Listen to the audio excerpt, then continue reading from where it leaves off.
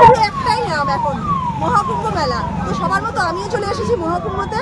তো মহাকুম্ভর কেমন আয়োজন হয়েছে, কি হচ্ছে এখানে, সবটা দেখাবো তোমাদেরকে। আর আমি নিজেও দেখবো, আমি যতটুকু দেখছি সবটা পুরোটা তোমাদেরকে দেখাবো। দেখি আমারও যদি ভালো লাগে তোমাদেরও অবশ্যই ভালো লাগবে। তো চ্যানেলটা লাইক, সাবস্ক্রাইব, কমেন্ট করতে একদম ভুলো না। তো চলো যাওয়া যাক।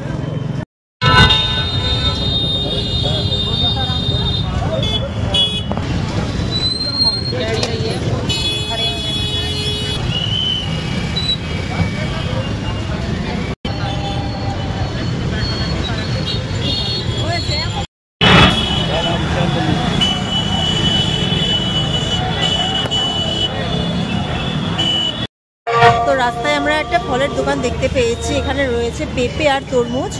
তো আমরা পেঁপে আর তরমুজ খেয়ে নিচ্ছি সকালকার খাবারটা।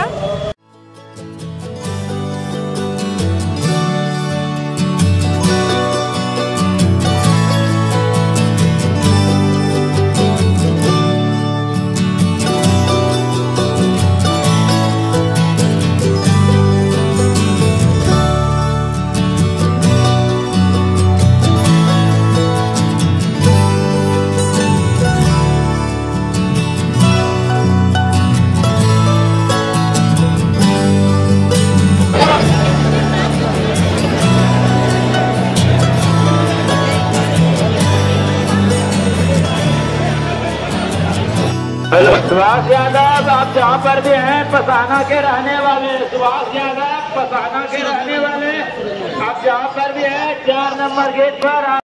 আমরা এখন রয়েছি বাবা বিশ্বনাথ মন্দিরের সামনে। আর আমাদের মানে ভুল হয়ে গেছে, কারণ সবাই লাইন দিয়েছে, আমরা বুঝতে পারছিলাম না। আমরা তো সবাই যারা যারা হেঁটে আসছিল তাদের সাথে চলে আসছিলাম। আর লাইনে রয়েছিল ওখানে, লাইনে ওখানে অনেকক্ষণ ধরে রয়েছে, মানে কতক্ষণে ঢুকবো তারপর ঠিক নেই। তো আমরা এদিকে এসে এখানে স্টপ হয়ে গেছি, দেখা যাক কি হচ্ছে।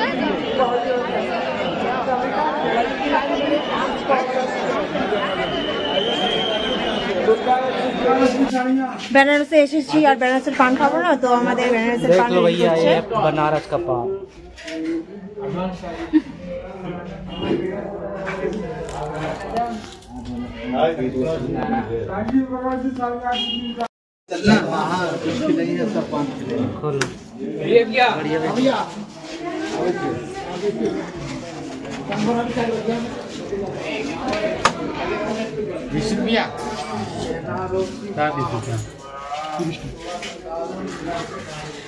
बढ़िया वीडियो करने का 15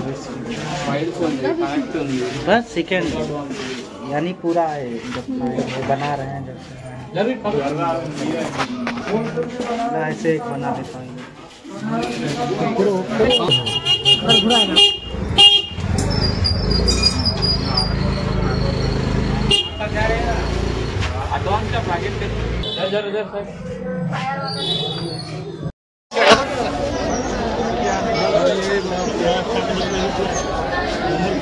বের হয়ে খুবই অবস্থা খারাপ হয়ে গেছে, দেখতেই পাচ্ছ তোমরা। সেইভাবেই আছি, সকাল শুধু একটু চা খেয়ে নিয়েছি, আর তো ফলের দোকানে দেখলাম ফল খেয়েছি, আর তো কিছু খাইনি। তো সাধারণ মানুষের মতো আমিও আজকে এই গঙ্গাতে স্নান করার উদ্দেশ্যে এসেছি। তো স্নান টান করি। আর আমার মতে মন্দিরে এসে মানে খুব সাধারণভাবে চলাটাই মানে দরকার, মানে সেটা আমার মতে, কারণ ভগবান তো কাউকে বলে দেয় না। তো আমি নিজের ইচ্ছে করেই মানে সাধারণ মানুষ এখানে যারা রয়েছে, যারা কষ্ট করে দূর থেকে এসেছে, আমিও তাদের মধ্যে একজনই।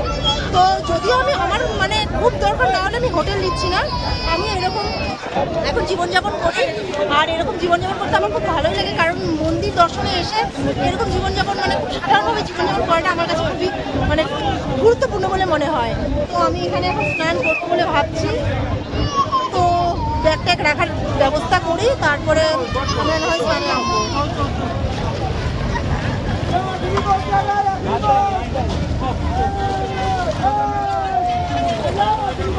দেখতে পাচ্ছ অসংখ্য লোক রয়েছে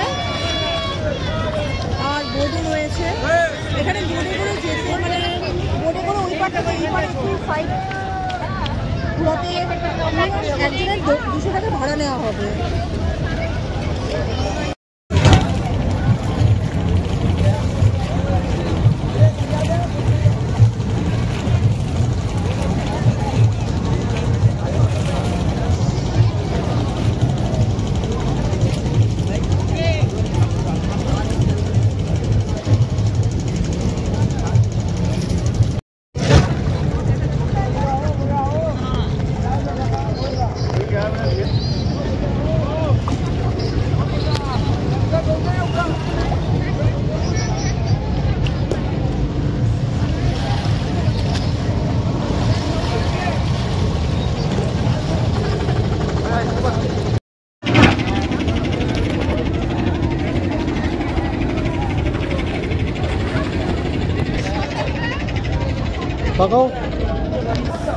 মণিকর্ণিকা ঘাটে আমি স্নান করলাম, তো ডুবতে যাওয়ার সময় মনে হচ্ছে কানে জল ঢুকে গেছে।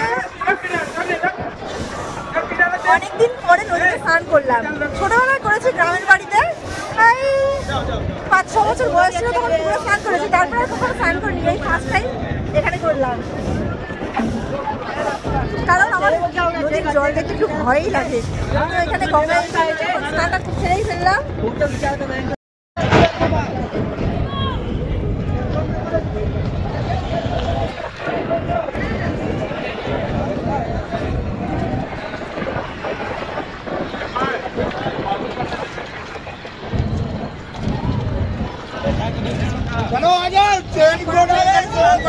উপরে গেলাম, উপরে একটা চেঞ্জের ঘর ছিল, তো ওখানে টাকা নিচ্ছে 5 টাকা করে, 5 টাকা দিয়ে আমি চেঞ্জ করে চলে আসলাম। চলে এসে আমি আমার জিনিসপত্রের কাছে আবার ফেরত আসলাম, তো সব আছড়ে নিলাম। আছড়ে নেওয়ার পর আমরা তো মন্দিরে আর পুজো দিতে পারবো না, কারণ আমাদের যদি আসতে হতো তাহলে ভোরবেলা এসে আমাদেরকে লাইনে দাঁড়াতে হতো। যারা ওখানে লাইন দিয়েছে তাদের মানে তাদের কাছে আসার সময় শুনলাম যে তারা নাকি ভোর 4টে থেকে লাইন দিয়ে আসে। তো আমরা যদি 12টার সময় এখানে ঢুকি তাহলে 4টে, কোন কালের 4টে, সে তখন এখনো পর্যন্ত লাইনে দাঁড়িয়েছে, মানে মিনিমাম বিকেল হয়ে যাবে। তো আমরা যদি এখন পুজো দিতে থাকি তো আমাদের তো মানে কালকে ছাড়া হচ্ছে না, তো আমরা এখানে থাকবো না। তো আমরা এখান থেকে বেরিয়ে যাচ্ছি, এই অযোধ্যা থেকে রওনা দেবো। চলো যাওয়া যাক।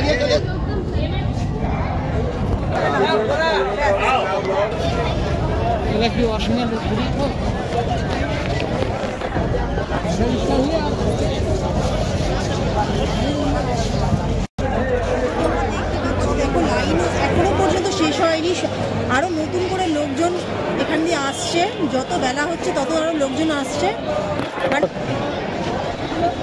তোমরা দেখতে পাচ্ছ লাইন এখনো পর্যন্ত শেষ হয়নি, কতদূর পর্যন্ত লাইন, আর এই লাইনটার কতক্ষণ ধরে ওয়েট করছে এই জায়গাটায়, মানে 7-8 ঘন্টা ধরে ওরা ওয়েট করছে, এখনো পর্যন্ত ওরা মন্দিরে পৌঁছতে পারেনি। আর আমরা তো প্রায় বাইরে বেরোয় চলে আসলাম, মেন রাস্তায় চলে আসলাম, তাও ওরা লাইন শেষ করতে পারেনি। লাইনটা